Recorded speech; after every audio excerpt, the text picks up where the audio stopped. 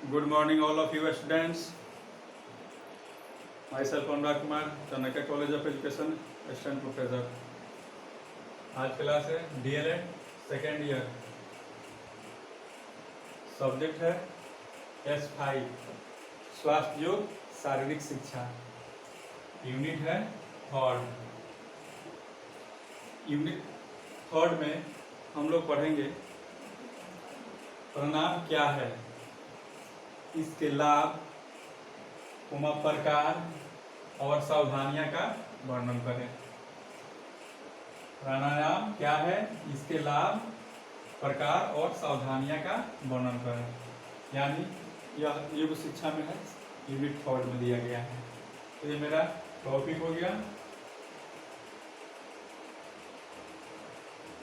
तो सबसे पहले प्राणायाम के बारे में हम लोग जानेंगे आखिर है क्या, इसका अर्थ क्या है, इसको संधि विच्छेद करेंगे, तब इसके अर्थ को हम लोग विस्तार से जानेंगे। तो प्राणायाम योगों में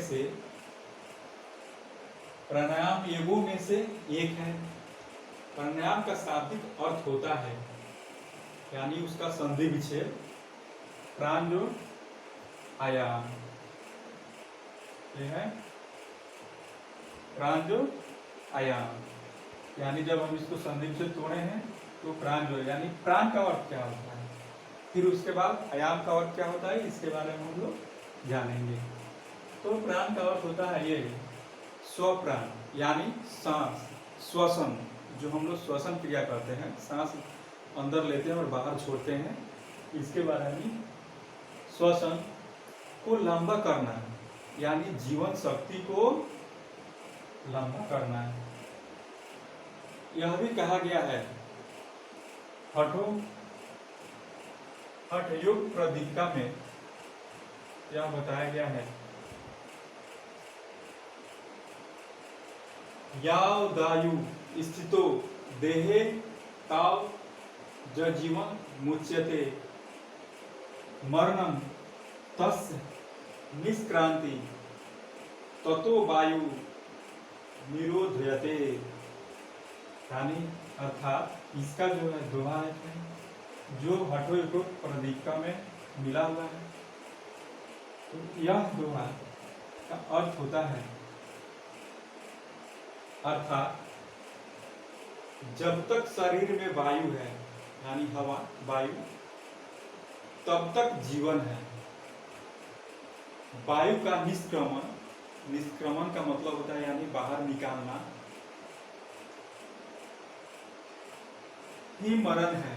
जब क्या होगा, शरीर से वायु बाहर निकल जाएगा तो क्या है, मृत्यु के स्वतः हो जाएगा व्यक्ति। अतः वायु को स्वच्छ रखना चाहिए, यानी मेरा हम लोग का कर्तव्य बनता क्या है, वायु को स्वच्छ रखें। यानी जब तक शरीर में वायु है तब तक जीवन है। वायु का निष्क्रमण यानी निकालना ही मरण है। अतः वायु को स्वच्छ रखना हमारा कर्तव्य है। यानी हम सब मिलकर के क्या है, वायु को शुद्ध रखें। लेकिन आज के वर्तमान युग में इतनी फैक्ट्रियाँ, ट्रेन, गाड़ी चल चुकी है कि वातावरण को शुद्ध रखना काफ़ी मुश्किल हो चुका है। जो इस पृथ्वी पर रहने वाले जीवों को रहना मुश्किल हो चुका है। क्या जीवन की कल्पना इस पृथ्वी पर इतने वायु प्रदूषण पे कर सकते हैं? चिमनी हुआ जो ईंट बनता है, फैक्ट्री हुआ, ट्रेन हुआ, गाड़ी जो भी है, सुपरसोनिक विमान है, जेट विमान है, हेलीकॉप्टर है, क्या है, यह ओजोन मंडल को प्रभावित कर रहा है। जो हमारे ओजोन मंडल, जो पराबैंगनी किरणें निकलती है, उससे हमारे त्वचा के शरीर की रक्षा होती है, वह क्या है, आज वायु दूषित हो चुका है। इसे हमें स्वच्छ रखना चाहिए। अर्थात दूसरे शब्दों में हम कह सकते हैं कि प्राणायाम दो शब्दों के मेल से बना है। क्या है, दो शब्दों के मेल से बना है। एक में है प्राण जो आयाम, यानी प्राण का अर्थ होता है, प्राण का अर्थ है जो हमें शक्ति या बल देता है, तथा आयाम भी दो शब्दों से बना है। अतः प्राणायाम में आयाम का उल्टा गमन के अर्थ में प्रयोग किया जाता है। यानी आयाम जो है, जो प्राण का मतलब हो गया, प्राण का मतलब जो हमें शक्ति या बल देता है, यानी जो हम लोग श्वसन क्रिया करते हैं, क्या है, हमारे शरीर को पूरे वायुमंडल में, ब्रह्मांड में जितने ऊर्जाएं सब हमारे श्वास के द्वारा, सांस के द्वारा अंदर आती है, जो हमें ऊर्जा और शक्ति दे रही है, वहीं जो हम लोग बाहर निकालते हैं, सांस जैसे हम लोग छोड़ते हैं, बाहर निकालते हैं, तो जितने भी हमारे शरीर के अंदर दूषित अवशेष जो है, तो क्या है, हम लोग बाहर निकाल देते हैं, तो मेरा शरीर को क्या होता है, ऊर्जा मिलती है, स्वस्थ रहता है। तो यहाँ आयाम का सिर्फ प्राणायाम के उल्टा में यहाँ समझा गया है। प्राणायाम का जिसे आयाम है, दो शब्दों से बना है, अतः प्राणायाम में आयाम का उल्टा गमन के अर्थ में प्रयोग किया जाता है तथा प्राणायाम प्राण के उल्टा गमन के विशेष क्रिया की संज्ञा है, न कि उसका परिणाम है, तथा प्राणायाम विशेष क्रिया का बोध होता है। अतः प्राणायाम के बारे में बहुत से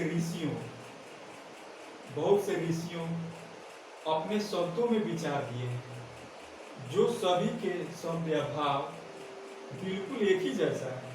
जैसे पतंजलि का परिणाम सूत्र एवं गीता में महत्वपूर्ण माना गया है, जो इस प्रकार से है।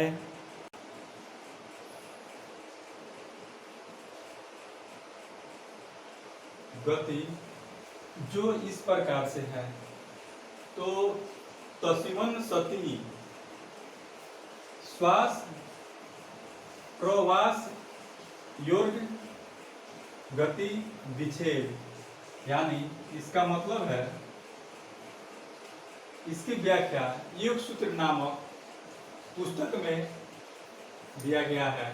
अर्थात प्राणायाम श्वास व निश्वास की गति को नियंत्रण पर रोकने व बाहर निकालने को कार्य करता है, यह कहा जाता है। जैसे जो सांस फेफड़े में हम खींचते हैं, वह सांस में ब्रह्मांड के सारे ऊर्जा निहित रहती है, और यही सांस हमारे शरीर को दुरुस्त करने की ताकत रखती है। प्राणायाम गायत्री मंत्र के उच्चारण से करना चाहिए। जब भी हम लोग प्रातः काल में, यानी सुबह में अगर हम प्राणायाम करते हैं, तो हमेशा गायत्री मंत्र से ही शुरू करना चाहिए, या ओम का जाप करते हुए करना चाहिए। इससे क्या होता है, जितने भी ब्रह्मांड की ऊर्जाएं हमारे शरीर में शक्ति प्रवेश करती है, जो हमारे शरीर के जो भी अवशिष्ट है, वो सांस के माध्यम से बाहर निकल जाती है, तब हमें ऊर्जा और शक्ति मिलती है। अब हम इसके प्राणायाम के लाभ के बारे में पढ़ेंगे। ये तो प्राणायाम के अर्थ और परिभाषा पिछले एपिसोड में देख चुके हैं। अब हम इसके लाभ पढ़ेंगे, यानी प्राणायाम से हमें क्या क्या लाभ हो सकती है, क्या हमें फायदे हो सकती है, उसके बारे में अब हमें यहाँ अध्ययन करना है। तो प्राणायाम के मुख्य रूप से निम्नलिखित लाभ है, यानी निम्न लाभ 1 नंबर में है। इसे आप लोग नोट भी कर लेंगे नोटबुक में, या स्क्रीनशॉट भी कर लेंगे, या उसे लिख भी लेंगे, ताकि हमेशा के लिए आपको याद रहेगा। हो सकता है ये VBA क्वेश्चन है, एग्जाम में भी आ सकता है, हो सकता है आने ही वाला है, इसलिए आप लोग घर पे अपना अध्ययन करेंगे विशेष रूप से। तो प्राणायाम के अभ्यास से स्थिर मन व दृढ़ इच्छा शक्ति प्राप्त होती है।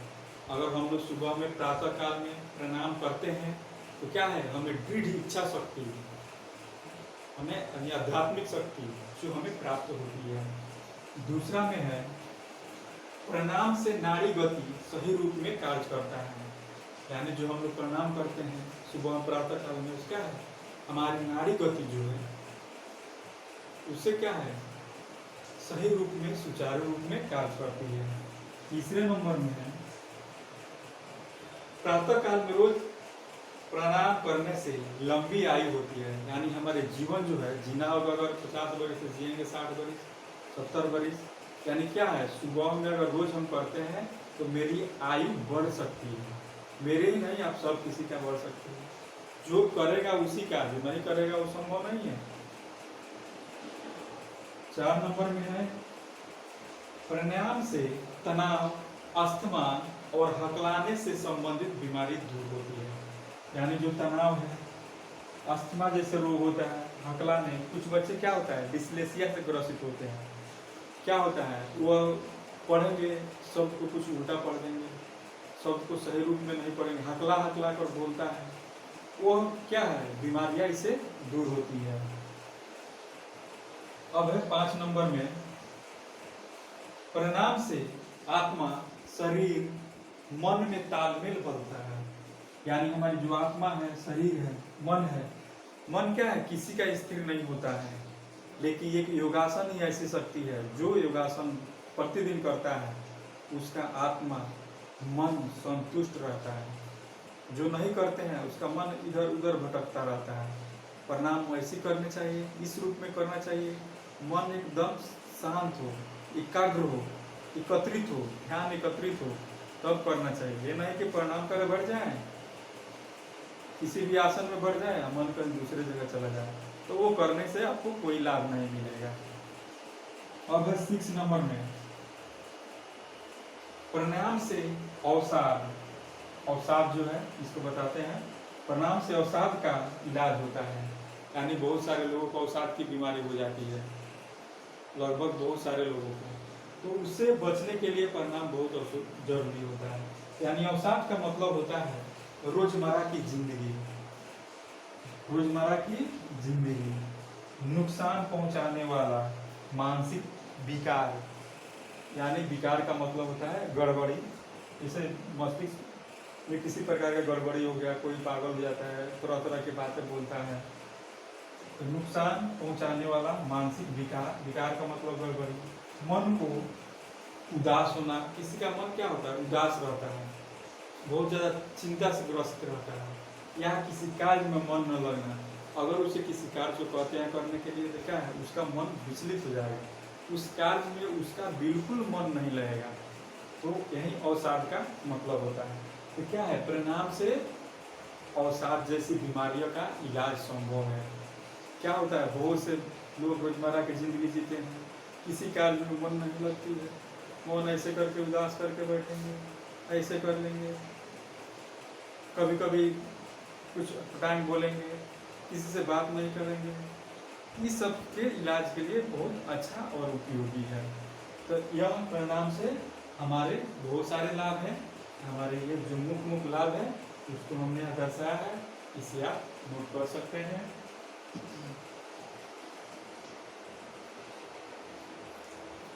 अब है प्राणायाम के प्रकार, यानी टाइप ऑफ प्राणायाम। तो टाइप ऑफ प्राणायाम मुख्य रूप से निम्नलिखित है। अब है 1 नंबर में, जैसे प्राणायाम के जो प्रकार है मुख्य रूप से निम्न है, इसे हम 11 प्रकार बताएंगे। 11 प्रकार के माध्यमों से हम इसको समझाएंगे। फिर उसका जो प्रकार है उससे क्या क्या मतलब कैसे करते हैं उसके बारे में बताएंगे, और प्रैक्टिकल क्लास जो ओवर होगा, जो गेम का होगा, उस समय हम कराएंगे। तो अभी हम पहले नाड़ी शोध प्राणायाम, यानी 1 नंबर में, यह 11 प्रकार का है प्राणायाम। तो 11 में 1 नंबर में है नाड़ी शोध प्राणायाम। तो नाड़ी शोध प्राणायाम हम किस तरह से करते हैं, कैसे करते हैं, इसके बारे में अब हम लोग जानेंगे। तो किसी भी आसन में, माने जो आसन में अच्छा से कुछ देर तक बढ़ जाए उसी में करना है। जैसे सुखासन हो गया, पदासन हो गया, सिद्धासन हो गया। यानी सिद्धासन, पदासन, सुखासन में बैठ जाए, सांस को शांत, यानी सांस जो है बिल्कुल स्थिर कर ले, यानी शांत कर ले। दाएं हाथ के 2 अंगुलियां दाईं नाक के अंगूठे से बंद करें, यानी दाईं नाक के अंगूठे से ऐसे इस तरह से जो है 2 अंगुलियां दाहिने हाथ के एक अंगूठा से इसको बंद कर लेना है। और सांस को बाईं नासिका से भरें, और यानी क्या है, जब हम इसे ऐसे भर लेते हैं तो इससे क्या होता है, सांस के इसके से भरेंगे, अंदर जाएगा, फिर उसको छोड़ेंगे, ऐसे प्रक्रिया हम बार बार अपना करते रहेंगे। तो ये नाड़ी शोध परिणाम जिसको कहा जाता है। अब है दूसरा नंबर में, यह है शीतल प्राणायाम। शीतल मतलब क्या होता है, ठंडा, शीतली भी इसको बोलते हैं। तो शीतल प्राणायाम, शीतल प्राणायाम से शरीर व मन शांत और ठंडा प्रभाव पड़ता है। इससे गर्मी के दिनों में करने से काफी फायदे हैं। यानी शीतली प्राणायाम जो है शीतल में, यानी इसमें क्या होता है, शरीर में बिल्कुल ठंडा सा प्रभाव होता है। तो अब हमें गर्मी के दिनों में करेंगे तो काफी फायदा होता है, इससे हमें फायदे होती है।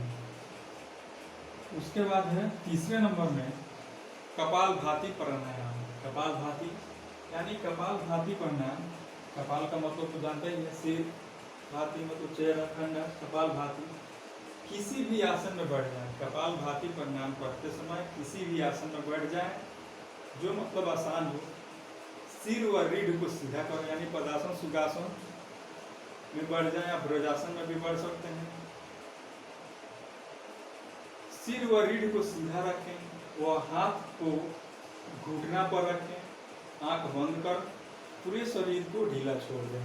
यही पूरे शरीर को जो ढीला रहेगा, लूज रहेगा, और सीधा रखें शरीर को, जो एक है हमारी रीढ़ को पूरा ऐसे सीधा रखना है। तो किसी धरती में बैठ करके और आंख को बंद कर लेना और मन को बिल्कुल एकाग्र कर लेना है। तो इसे कपालभाति प्राणायाम बोला जाता है। अब है 4 नंबर में उज्जयी प्राणायाम। यह है उज्जयी प्राणायाम। किसी भी आरामदायक आसन में बैठ जाए, माने किसी भी आसन में, ब्रजासन हो, पदासन हो, सिद्धासन हो, जिसमें आप कुछ अधिक देर तक बैठ सकते हैं, उसी आसन में इसको बैठकर करना है। तो किसी भी आसन में बैठकर किया जा सकता है। समान रूप से सांस ले या 10 से 20 मिनट किया जा सकता है। यानी इसमें क्या है, उज्जयी प्राणायाम में समान रूप से धीरे धीरे यानी सांस को लेना है, फिर जैसे ऐसे समान रूप से सांस को लेना है, फिर धीरे धीरे उसे छोड़ना है। यह 10 से 20 मिनट हम यह कर सकते हैं, 10 से 20 मिनट तक किया जा सकता है। उसके बाद 5 नंबर में भस्त्रिका प्राणायाम। भस्त्रिका प्राणायाम यानी इस प्राणायाम से क्या होता है, आदमी का मोटापा कम होता है, मोटा आदमी नहीं होता है, मोटापा कम होती है। इस प्राणायाम से सांस की गति, यानी सांस गति धौकनी, धौकनी जिसे बोलते हैं, धौकनी की तरह होती है। यानी सांस की गति जल्दी जल्दी नहीं होता है, ऐसे सांस की गति धौकनी, यानी जल्दी जल्दी तीव्र गति से करना ही भस्त्रिका प्राणायाम है। यह पदासन सुखासन में बैठकर किया जाता है। यह 2 से 5 मिनट किया जा सकता है। यह जो है 2 मिनट से 5 मिनट तक कर सकते हैं, लेकिन कैंसर से जो पीड़ित व्यक्ति है वह कम से कम 10 मिनट कर सकता है। ठीक है, 10 मिनट कर सकता है। अब है 6 नंबर में डिग्री प्राणायाम। डिग्री प्राणायाम में भी किसी भी आसन में बैठ करके किया जा सकता है, बिल्कुल आसान आसन है। बाह्य प्राणायाम यानी बाहरी जो भी वातावरण में हम लोग कर रहे हैं, खुले वातावरण में, वह बाह्य प्राणायाम मतलब है। अब है 8 नंबर ये प्राणायाम के प्रकार में, जैसे हम तो 7 तो पहले बता चुके। अब ये 8 नंबर में है भ्रमरी प्राणायाम, या इसे हमिंग बी ब्रीदिंग। भ्रमरी प्राणायाम को हम दूसरा नाम से हमिंग बी ब्रीदिंग के नाम से जानते हैं। तो यह जो है किसी भी शांत कमरे में, यानी जहाँ पे वातावरण साफ हो, शांत कमरे में पदासन सुखासन में बैठकर किया जाता है। इसमें होठों को, होठ जो होता है ये होठों को हल्का सा बंद कर आगे की दांत को हल्का सा खोल दे ताकि ध्वनि साफ सुनाई दे, और दोनों हाथों को कंधे के समानांतर फैलाएं, गहरी सांस भरें।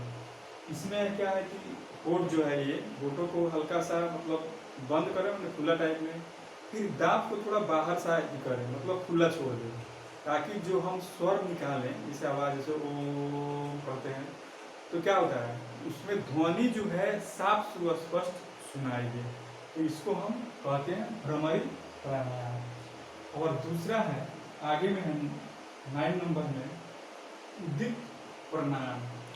उदित प्राणायाम तो यह जो है सुखासन या पदासन, आसन या पदासन में बैठ जाए, गहरी व लंबी सांस ले, ओम का जाप करें। यह 5 से 10 मिनट तक किया जाता है।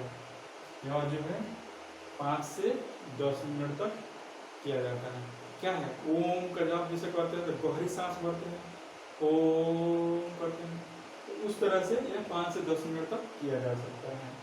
अब है अनुलोम विलोम प्राणायाम। यह 10 नंबर में अनुलोम विलोम प्राणायाम। अनुलोम विलोम हम लोग कैसे करते हैं इसके बारे में भी हम बता रहे हैं। अनुलोम का पहले मतलब क्या होता है, फिर विलोम का मतलब क्या होता है, और इसके बारे में हम जानेंगे। जैसे अनुलोम हो गया ये, फिर विलोम है। अनुलोम का अर्थ होता है सीधा, यानी पूरा सीधा रहना, साफ। विलोम क्या होता है? उल्टा, यानी जैसे हम लोग सीधा से सांस लिए, फिर इसका उल्टा हम लोग छोड़ते हैं इस तरह से, जैसे मैं इसे बंद किए छोड़े, फिर इसे लिए छोड़े, तो उल्टा है, होता है। पर सीधा नाक का अर्थ नाक का दाहिना छिद्र, और उल्टा का अर्थ नाक का बायां छिद्र। यानी सीधा का अर्थ होता है नाक का दाहिना छिद्र, यानी दाहिना साइड का नाक जो है वो सीधा में है, और बाएं और उल्टा का अर्थ जो होता है नाक का बाएं छिद्र, यानी जो उल्टा है, उल्टा का अर्थ है नाक का बायां छिद्र, ये जो है नाक का दाहिना छिद्र है। अनुलोम और विलोम का मतलब यहाँ क्या होता है? सीधा। सीधा का अर्थ होता है नाक का दाहिना छिद्र को, और विलोम का अर्थ होता है उल्टा नाक का जो छिद्र है तो बायां छिद्र हम ले लेंगे, बायां छिद्र को। अर्थात अनुलोम विलोम प्राणायाम में नाक दाएं छिद्र से सांस खींचकर बाएं नाक के छिद्र से बाहर निकाल देते हैं, निकाल देना। यह 10 मिनट किया जाता है। यह प्रक्रिया 5 से 10 बार किया जाता है। जैसे अनुलोम विलोम में क्या करेंगे, जैसे अनुलोम का अर्थ होता है सीधा और विलोम का अर्थ होता है उल्टा। इसमें क्या है, दाहिना नाक के छिद्र से सांस क्या होता है, भरेंगे ऐसे करके, फिर इसे जो बाएं हाथ लेफ्ट वाला है इसे क्या करेंगे, सांस को इसे खींचेंगे, और इसे क्या करेंगे, इसे दाब करके इसे क्या होगा, बाहर हम निकाल देंगे। तो यह 5 से 10 मिनट तक किया, 5 से 10 बार किया जा सकता है। 5 बार से 10 बार ही करेंगे, और यह 10 मिनट तक किया जाता है। ये क्या है, 10 मिनट तक किया जाता है। और 11 नंबर में है अग्निसार क्रिया। ये है 11 नंबर में अग्निसार क्रिया या प्लावनी क्रिया। अग्निसार या प्लावनी क्रिया के नाम से जानते हैं। यह है, हाथ को घुटना पर रख लें, आंख बंद कर लें, अब मुख से गहरी सांस भर, सांस गहरी सांस लेकर के बाहर निकाल कर सांस रोक लें।